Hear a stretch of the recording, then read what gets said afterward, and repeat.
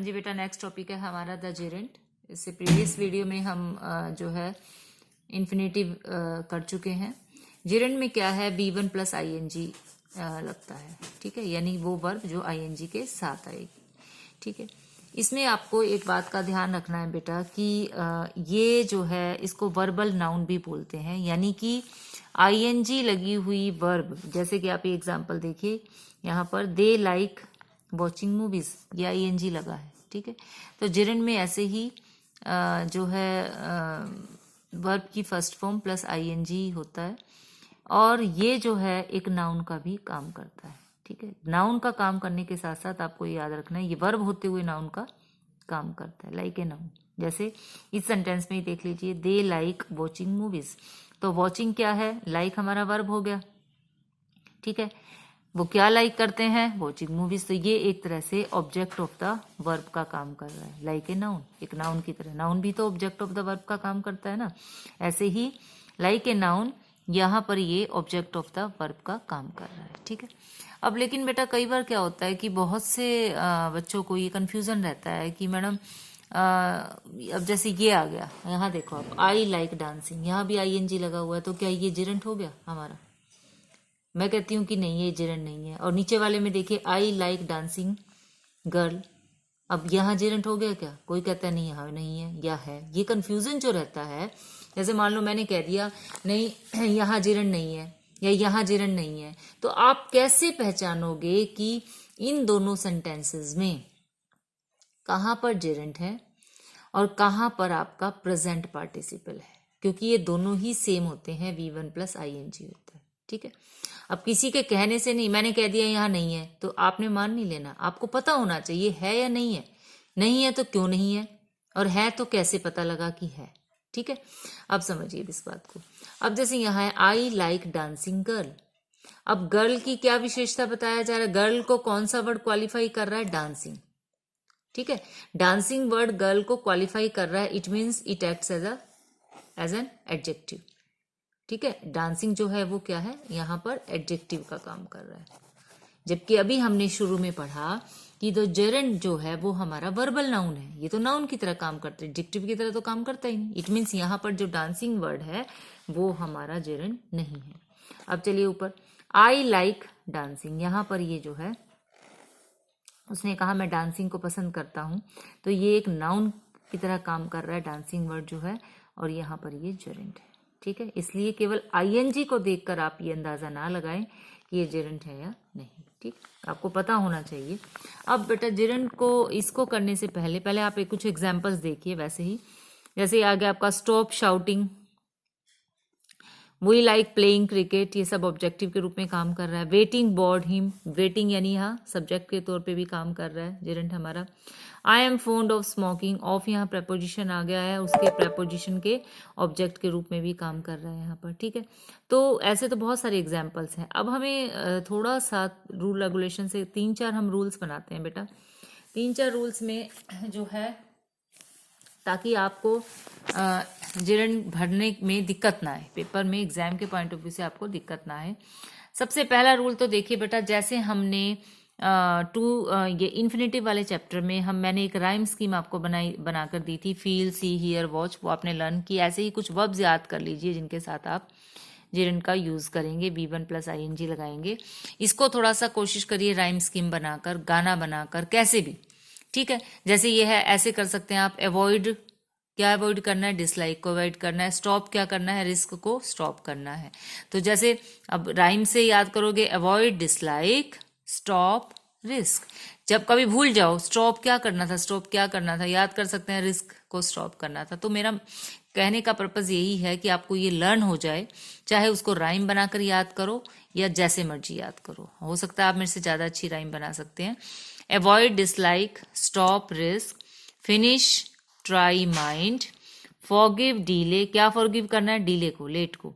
Deny excuses, keep enjoy, imagine, can't help, carry on, ठीक है। It is no use, it's no use, it's no good, इन सब के साथ जो है वो ING का यूज होता है। इनके अलावा भी है, बहुत सारी हैं बेटा, ठीक है, बट आप ये भी कर लेंगे तो कवर हो जाएगा आपका, ठीक है।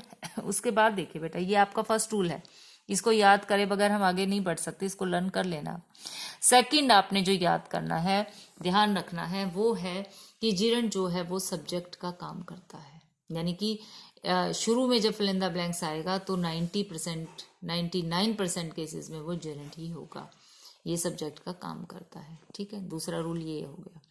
थर्ड रूल देखिए, बहुत इजी, कि जब भी प्रेपोजिशन आए सेंटेंस में, जैसे ये है she is fond of swimming, जब भी सेंटेंस में प्रेपोजिशन हो और उसके बाद अगर आपको ब्लैंक मिल जाता है तो आपको आईएनजी वाला जिरंड जो है वो यूज करना है। जैसे है she is fond of, to swim नहीं आएगा, स्विमिंग आएगा। ठीक है, एक आपका ये हो गया आपका सब्जेक्ट वाला सेकंड रूल। एक राइम स्कीम हो गई, ये राइम स्कीम वाला जो आपको लर्न करना है। सेकंड रूल आपका हो गया सब्जेक्ट के रूप में, और थर्ड जो है आपका हो गया प्रेपोजिशन के। प्रेपोजिशन वाला हर बार आता है बेटा सेंटेंस, ध्यान से करना है। ठीक है, प्रेपोजिशन का। फोर्थ रूल देखिए, अब फोर्थ रूल में कुछ वर्ड्स हैं जैसे नो, यस नो वाला नो आ जाए, बिजी, वर्थ और इट इज नो यूज। ठीक है, ये आ जाए, या आपका आ जाए बी प्लस यूज टू। अब इसको मैं समझाती हूँ बी प्लस यूज टू का क्या मतलब है। ठीक है, ये सब आ जाए तो आपको जिरंड का यूज करना है, बी प्लस आईएनजी का यूज करना है। जैसे एग्जाम्पल देखिए, no smoking in the hall, no लग गया ना, नो के बाद अगर आपको ब्लैंक मिलता है तो आपको बी प्लस आईएनजी ही लगाना है। ठीक है, उसके बाद बिजी का एग्जाम्पल देखिए, आई एम बिजी, बिजी के बाद आपको डैश मिलेगा। बिजी वर्ड देखिए, बिजी आया हुआ है तो आपको आईएनजी लगाना है, डूइंग। ठीक है, नेक्स्ट है worth, this book is worth buying, खरीदने योग्य है, खरीदी जा सकती है। ठीक है, हम खरीद सकते हैं, तो बाइंग यहाँ पर आईएनजी आ गया। ठीक है, उसके बाद यूज टू का समझिए बेटा, आपने बहुत बार याद किया है कि यूज टू यानी कि किसी की पुरानी आदत बतानी हो तो यूज टू का आप यूज करते हैं। अब वैसे नॉर्मली यूज टू ये टू का यूज हुआ है यहाँ पर, लेकिन इन्होंने दिया हुआ है कि अगर यूज टू से पहले बी की फॉर्म हो, ठीक है, अगर यूज टू से पहले बी की फॉर्म इजार एम आवाजवर अगर है तो वो आपको आईएनजी लगाना पड़ेगा। इजार एम अगर यूज टू से पहले आ जाता है तो आप आईएनजी लगाएंगे। जैसे एग्जांपल देखिए, शी इज यूज टू, आ गया, इज आ गया, बी की फॉर्म आ गई, यूज टू, टू के बाद क्या है, आईएनजी लगेगा। अब आपने ये नहीं सोचना टू के बाद वर्ब की फर्स्ट फॉर्म आती है हम यहाँ ये लगा दें, नहीं, वो कब लगती वर्ब की फर्स्ट फॉर्म, जब ये इज नहीं होता है यहाँ पर। जैसे अगर सेंटेंस देखिए नीचे मैंने लिख दिया, अगर सेंटेंस ऐसे होता शी यूज टू लिव, तो टू के बाद वर्ब की फर्स्ट फॉर्म आ जाती। बट अगर यूज से पहले यहाँ बी की फॉर्म है, इजार एम है, तो आपको लिविंग लगाना पड़ेगा, लिव नहीं, आईएनजी का यूज करना पड़ेगा। ठीक है, ये आपका होगा फोर्थ रूल। इसमें वर्ड्स आ रहे हैं हमारे no, busy, worth, be plus use to, it is no use. जैसे आगे सेंटेंस आपका it is no use crying over spilled milk, आपको नो यूज, यूज के बाद मिलेगा आपको ब्लैंक यहाँ पर। ठीक है, 4 रूल हो गए बेटा। एक बार फिर से रिपीट कर रही हूं मैं। फर्स्ट रूल आपका राइम स्कीम है, ये याद करनी है आपको। सेकंड आपका एज ए सब्जेक्ट के रूप में बिल्कुल इनिशियली। उसके बाद आपका जो थर्ड रूल है, वो आपका है प्रेपोजिशन वाला, कि प्रेपोजिशन के तुरंत बाद। और फोर्थ रूल में ये वर्ड्स हैं कुछ और अलग से, no, busy, worth, be plus use to, it is no use. ठीक है, अब आप कहोगे मैडम जब अलग से वर्ड लिखवाए हैं तो आपने इस राइम स्कीम के साथ क्यों नहीं ऐड किए? ये सारी यहाँ ऐड नहीं हो सकते थे बेटा, ये वर्ब्स हैं, कुछ वर्ब्स हैं ये यहाँ पर हमने अलग से इनको लिया है, इसको आप अलग से रूल बनाकर ही याद करना। ठीक है, ये हो गए आपके 4 रूल्स हो गए हैं। कुछ और भी वर्ड्स ऐसे तो बहुत सारे वर्ड्स हैं बेटा। एक बहुत ही कॉमन सा वर्ड है, बहुत बार कॉम्पिटिटिव एग्जाम में पूछा आता है ये हमारा, ये है आपका लुकिंग फॉरवर्ड टू। ये जो है लुकिंग फॉरवर्ड, ये बहुत बार जो है एग्जाम में, कॉम्पिटिटिव एग्जाम में पूछा जाता है। इसका एग्जाम्पल देखिए, मैंने यहाँ लिखा हुआ है, he is looking forward to के बाद अब आपने ये नहीं सोचना कि वर्ब की फर्स्ट फॉर्म आएगी, यहाँ आईएनजी लगेगा बेटा, ठीक है। He is looking forward to seeing you, SEEING, seeing, ING लगेगा लुकिंग फॉरवर्ड टू के बाद।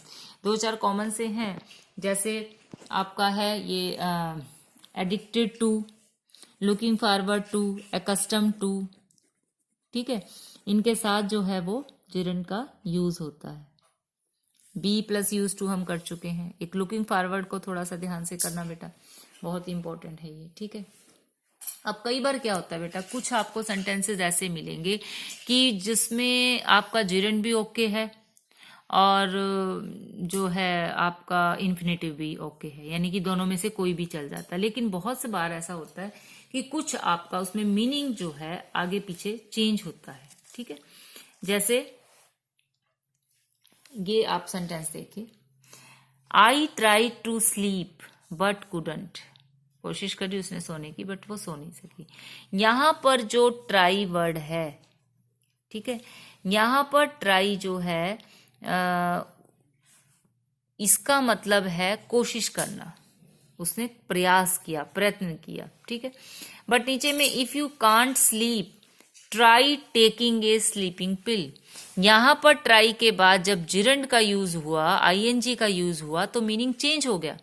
यहां पर जो है ट्राई का मतलब जो है वो एक्सपेरिमेंट से आया, कि वो प्रयोग करके देखे एक बार, कोशिश करने के सेंस में नहीं है यहाँ पर, ठीक है। इट मीन्स ट्राई के साथ जब टू इन्फिनेटिव लगता है तो वो उसका मीनिंग बनता है कोशिश करना, और ट्राई के बाद अगर जिरंड लगता है तो वो मीनिंग चेंज हो जाता है, उसका मतलब हो जाता है एक्सपेरिमेंट करना। कुछ केसेस में थोड़ा बहुत मीनिंग चेंज ऐसे होता है बेटा, जैसे अब मान लो इसका है लाइक का भी ऐसे ही है, आई लाइक स्विमिंग। अब आई लाइक स्विमिंग जब वो कह रहा है तो इट मीन्स वो एंजॉय कर रहा है, ही इज एंजॉइंग स्विमिंग, ठीक है। और नेक्स्ट सेंटेंस में देखिए, I didn't like to disturb her as she was sleeping. अब यहां पर जो लाइक है वो लाइक सहमति को दिखा रहा है, एग्री को, वो एग्री है इस बात में, और उसकी सहमति है इस बात में, वो इस बात को शो कर रहा है, ठीक है। मतलब वैसे negative sentence I didn't like, यानी वो उसको डिस्टर्ब नहीं करना चाहता, ठीक है, वो इस चीज को यहाँ पर उसकी सहमति है कि वो डिस्टर्ब नहीं करेगा, मेरा मतलब ये है कहने का यहाँ पर, ठीक है। तो जब आप, इसका मतलब ये हुआ कि टू इन्फिनेटिव लगने पर सेंटेंस तो दोनों ही ठीक है, टू इन्फिनेटिव लग रहा है या जिरंट लग रहा है, तो उनसे जो मीनिंग वही है, लाइक तो लाइक ही है, चाहे टू लगा लें, टू इन्फिनेटिव लगा लें, चाहे जिरंट लगा लें, लेकिन थोड़ा बहुत मीनिंग जो है वो चेंज हो जाता है बेटा, सेंस जो है वो अलग हो जाती है। एक और पार्ट हमारा, ये हमारा जिरंट कंप्लीट होता है बेटा। इसके रूल्स जो हैं, एक बार पहले, रूल को रटने की चीज नहीं है कि मैं कहूँ उसको याद कर लो, हाँ मैं मानती हूँ ये वर्ब्स आपको कुछ याद करनी पड़ेगी। जैसे सब्जेक्ट का है, जैसे ही आप एक्सरसाइज शुरू करोगे और सब्जेक्ट में जब आप जिरंट भरोगे तो आपको याद हो जाएगा जिरंट। दो तो बिल्कुल आसान से रूल है, दो नहीं तीन कहूंगी मैं। सब्जेक्ट वाला, आपकी प्रेपोजिशन के बाद वाला, प्रेपोजिशन के तुरंत बाद ये याद रखना है। अब नो है, नो बड़ा अच्छा सा वर्ड है, आपको लर्न हो जाएगा कि नो के बाद जो है वो जिरंट का यूज होगा। No, busy, worth, be plus use to. यहाँ बी प्लस यूज टू में बच्चे कंफ्यूज होते हैं बेटा, पेपर में जल्दी जल्दी के चक्कर में यूज टू के बाद वर्ब की फर्स्ट फॉर्म भर के आते हैं, वो हमेशा याद रखना। यूज टू से पहले अगर बी की फॉर्म दी गई है एसआरएम, तो आपको आईएनजी वाला जो है जिरंट यूज करना है।